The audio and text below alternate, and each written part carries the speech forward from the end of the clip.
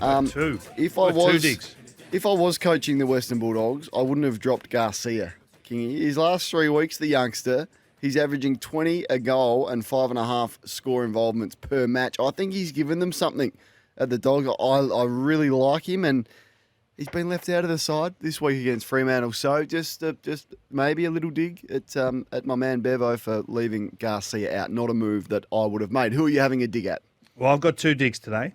First dig is for the hacker that got into Tommy Morris's Twitter account. Now, it did some damage, forced some running around for Tommy. Yep. But the question I would like to ask to our trusty listeners this morning is if you could hack into Kane's account and put one line to air, what would that one line read? This is dangerous. Feel free to send them through. We will read the ones we feel This appropriate. is dangerous. But my real dig is at the AFL. I think they've ticked off that they are comfortable with the process on Monday afternoon from the Melbourne Football Club and what happened behind the scenes. I just want to know why we aren't being transparent with that information and what went on. There's only a couple of reasons. One, I think we need to do it to future-proof from it happening again. And two, let us decide. Like, it's our game too. The fans need to be a bit more respected on this occasion. Show us what happened and let us decide whether we think that that's appropriate or not, and see if we're comfortable as a supporter base, as a lover of the game, as a lover of the players. And generally when you hide things, it's generally because there's something to hide. So I'd like to make our own conclusions. We have the same opportunity when the Port Adelaide concussion discussion around Lear. That was front and centre for all to make their own views. I would like the same. I don't understand why we're It is not. strange that the sanction, as you said, for Port Adelaide was the biggest sanction ever, $100,000 after it breached the concussion protocols. 50 was included in the football department soft cap, and I think that was fair in the end. I think we were all pretty, to use the word, comfortable with that. Yet we don't take internal injuries as serious. Like how is that in any way different? I know the head is clearly the topic at the moment, and rightly so. But how's a spleen or a punctured lung or the seriousness of that any less significant than a head injury and the treatment of that? Even if that was unforeseeable, just educate us on the process. This is what happened. These are the steps we took, and we couldn't predict this and we couldn't predict that. And in the end, this decision was made by A, B, or C. I think we're all comfortable to live with that. But give us the facts, present us the evidence, and let us make our own mind. Yep. And then off the back of that, Port Adelaide won. They reviewed all their processes, and you wonder whether Melbourne and not just Melbourne and other clubs are doing the same as well. If you want to have a dig at someone or something, 0433 98 11 16. Before your next job, search before you dig every time and never dig blind. The text machine's gone crazy with goodness. things lines they want to put on your Twitter. Well, I can't keep up with them. Wow. Now, see, this is the problem, and it doesn't make for great radio because Yes, it does. We- It will after the break when I we read have them to all out. censor some of them. You have to read them before. You can't just look at the text and read it out because you don't know where it's going. No, don't do that. On what I'm reading, I wouldn't be doing Scott said, Cornes would say, please help. I want a car for my son. I will pay $500. that. How's the car going? Have we got rid of it yet? The car's gone. Hang on. Yes, the lemon is gone. It Have is we out. shipped it? It is out. I've shifted it. Oh, no! I took a loss. I took a loss. What do we get? What do we get for it? What do we get? I don't like taking a loss. What do we get? But I took a loss. What do we get for it? Between No. What did we get? We shipped it off. What did we get? between No. Give me the number. 500 and 3,000. No, that's too big a scope. Don't tell me you got 500. Between 500 and 2,000. No, give me the number. I want the number. Give me the number. How much did we get for it? I'm just relieved that the What did car we get is for it? gone from my driveway. Are we able to look this stuff up somewhere? Are we able to look up what a car? No, what it's car going is to sold a for? better home, and Who it's bought going it? to a. Well, it was thought- It was traded in. Traded I in. traded it in, and thank this would've goodness hurt. there's This would've no hurt. oil left in my driveway. Oh, No. And it is gone. ForGrays.com, Australia's leading online auction marketplace. If you want to load it up, let us know who's in your sights. 0433 98 11 16. Kingy stormed in here this morning with his chest puffed out. He said, I got a good one. I got a good one. That was me naffs. That was just naffs. I just finished recording. So last week we went Tommy Green, who's going okay but hasn't ripped a game to shreds. I'm going to stay on that theme with the guys that are good enough to dominate the competition, and we just want a little bit more. So I'm looking at Luke Jackson in a game that is critical to Fremantle's chances. He's kicked 11 goals this season. 5 of those 5 games he's been a multiple goal scorer. So he's kicked four doubles and a triple. But they've been against teams ranked on the AFL table 10th, 11th, 13th, 16th and 18th. On the road, Western Bulldogs come over and dominate. Now, he'll get an opponent if he plays forward in Karmas or O'Donnell. Undersized, inexperienced. He should be able to capitalise. And when he goes into the ruck, he'll get a Tim English, who's just an average hit-out ruckman and just an average hit-out to advantage ruckman. So I think he could dominate in both facets of the game this week. He's had some big clearance games at Marvel against North Melbourne St Kilda. I want to see him rip this game to shreds. This is sitting here on the tee, ready to be smashed out of the park. Ready to be smashed. I like it. Setting the agenda. Just on your last week's one with Tom Green, asked Adam Kingsley about that yesterday. He said, he's going okay, but what he did say, he said, I went back, this is Kingsley, and watched the Port Adelaide Carlton game, and I saw what Patrick Cripps did in that last quarter, and he said there's no reason Tom Green can't do that for us.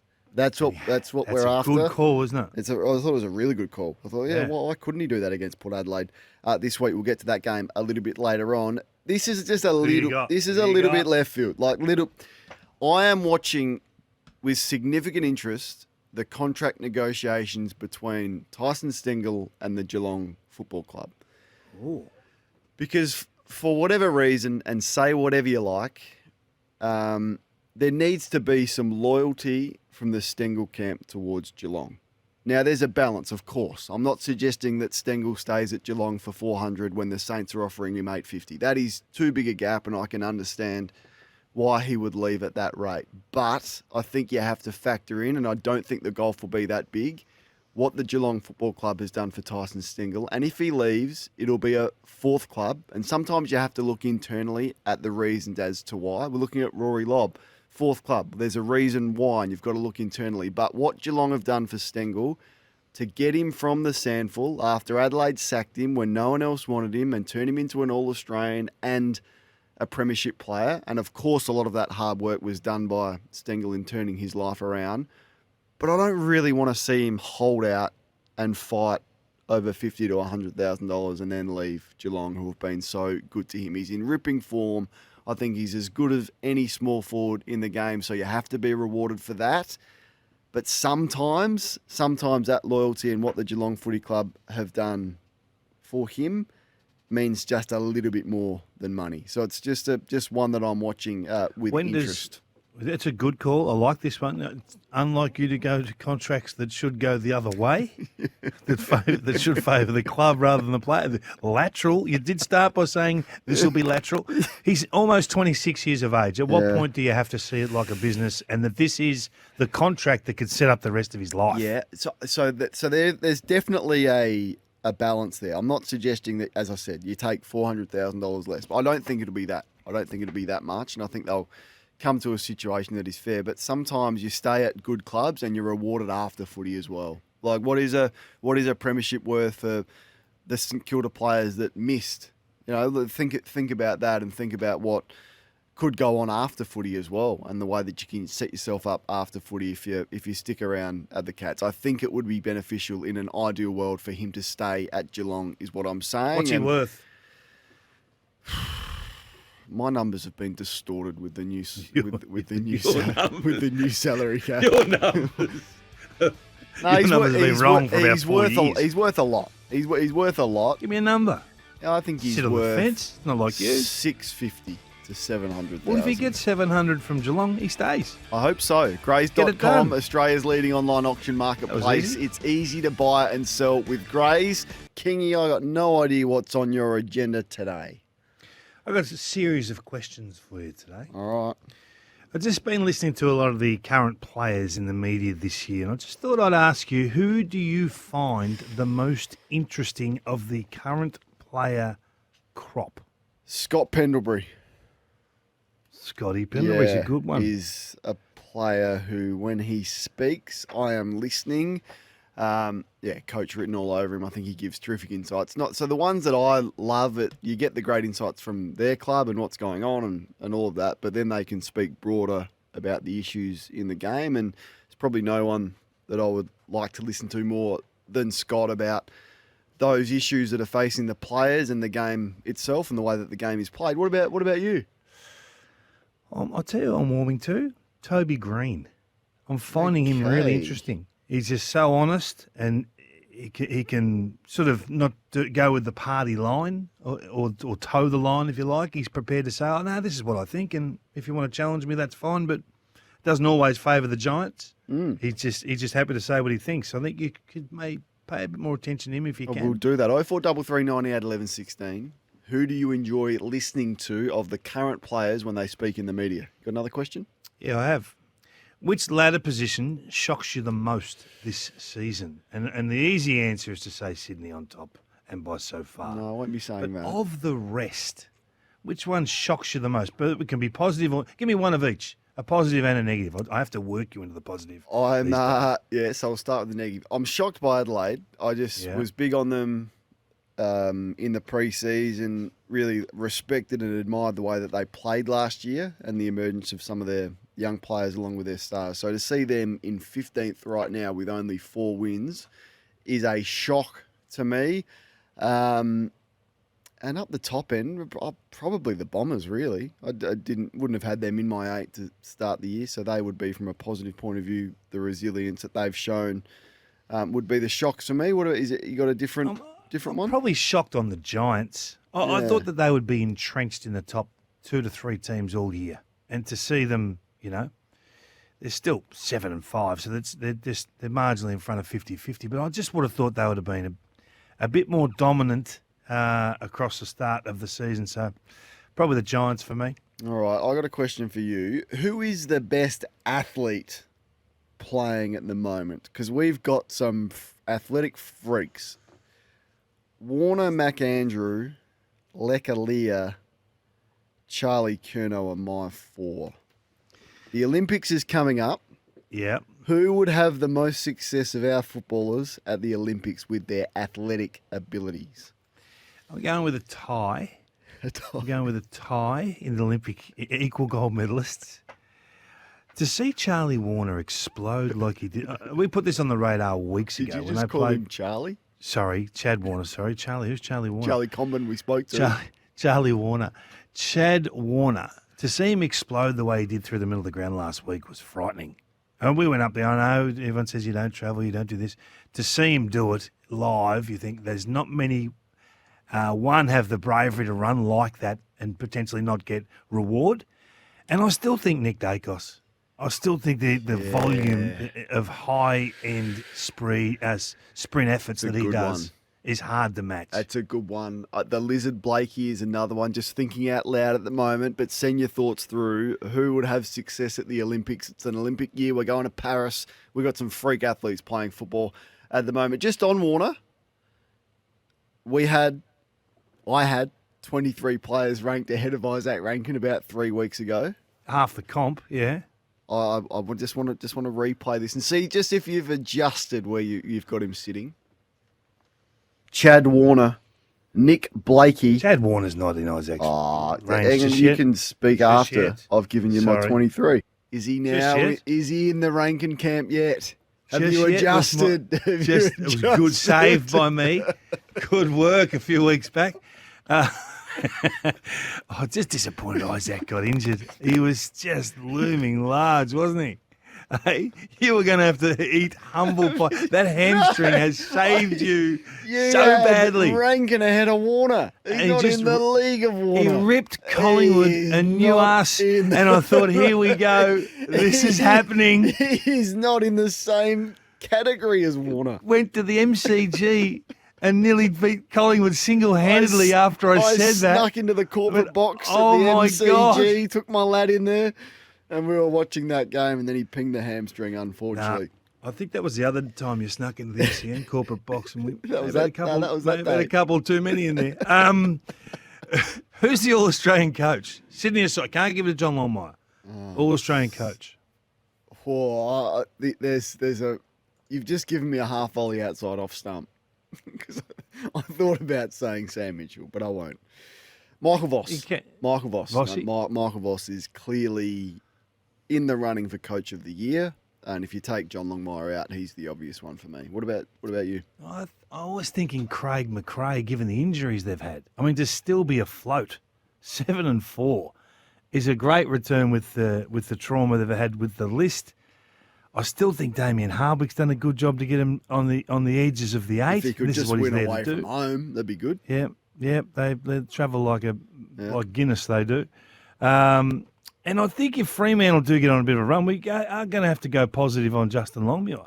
Yep. He's weathered the storm. I just wanted to play a little bit more with more freedom, but he can't beat winning. Who's the next coach fired? Oh. Next coach fired. Geez, that's right between the eyes. Because we don't go. This is the brutal reality of football: is we don't go many seasons where a coach isn't. Usually, I think you'd have to be well short of expectation to be fired. So you'd have to start with aspirations. So that would lead me to. Well, I think logic says Adam Simpson would, at the end of the year, have at minimum a discussion with the board. Are we still trending and tracking the right way? That I think would be at minimum a discussion. You would think they're not going to sack Luke Beveridge, but there would be a discussion if they would have finished 12th or 13th. I think Ken Hinkley would have a discussion if they didn't finish top 4 and improve on last year. Outside of that, I think that's about it. They're probably the 3 that would be under pressure, unfortunately, just with the we're not barracking for that at all, clearly, but it's a topic, and it always is, at least at some point throughout the year. All right, we're going to continue with the agenda. I want to give you one to think about during the break. Okay. Brisbane are on 5.5 wins. They've played 12 games. What's their ladder position at the season's end? Good question. This is an extended agenda, a bit of a different theme this morning, just random questions that none of us have any knowledge of what the question will be, and we just have to answer it on the run. Josh Weddle getting some love as the best athlete playing football at the moment, and keep sending those texts through. A couple of people are bringing up the fact that you mentioned Toby Green in that discussion as well. Which discussion? Two discussions. You loved him in the media. Little discussion. Yeah, I love him in the media. Yeah, he's battling to get he's battling to get the prune. Oh, with the Rankin one. Yeah. And he mentioned it in the All-Australian chat the other day too, in the All-Australian meeting. No, well, did you bring him up? No, Bucks brought him up and said, I can't believe that he's getting some discussion, is essentially what he said. He said, Bucks, I think his words were, he's played 2 really good games, where usually that's 6. So I think you've got to discuss all play. I mean, the meeting went for 3 hours, by the way, and they showed half an hour of it, so there was a lot in there that wasn't. Did they just show all of Bucks's good bits? Is that what you're saying? No, I thought everyone's good bits. Brisbane, you asked the question, are 13th with 5 wins, 6 losses and a draw. Was the question where they finish at the end of the home and away season? Home and away, yep. I reckon they'll get in. I reckon position 7th or 8th. So you got them 7th or 8th, okay. Yeah. You? All right, just writing that down. I think they'll have a shock loss and finish 9th. Oh, a shock loss and finish 9th.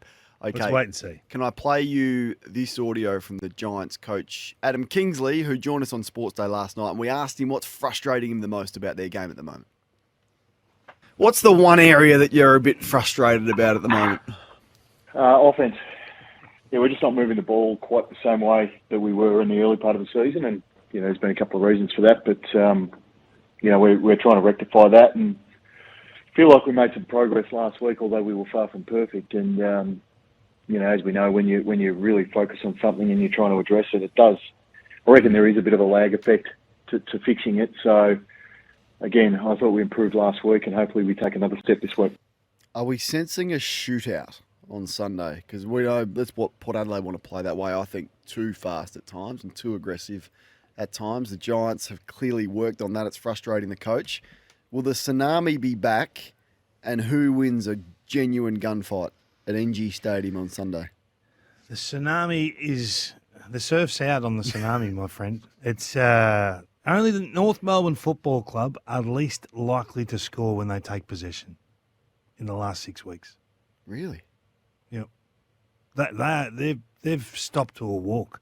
Showed some vision last night on our first crack preview, which you haven't mentioned, but it was I mentioned that earlier. I said you've had a busy week. You've flown to Sydney. You're doing double first cracks. You've missed meetings.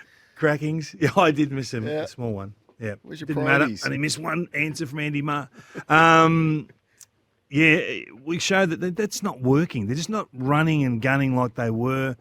I just think that the man with the football, the guy who's in possession of the ball, has only got one or two options, where when they're flying, there's 5 or 6 options with the footy.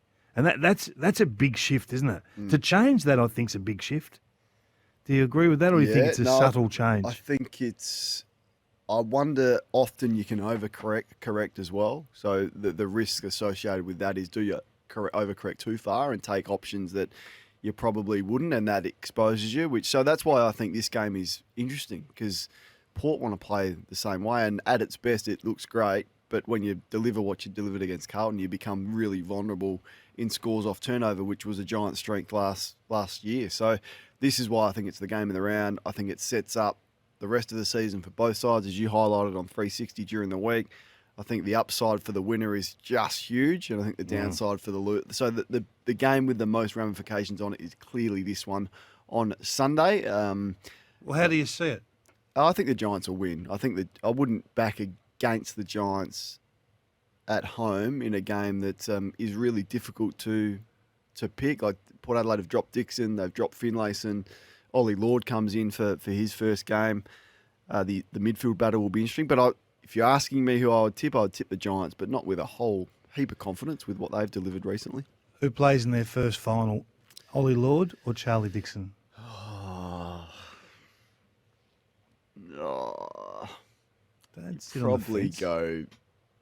You probably go Dixon, albeit safe.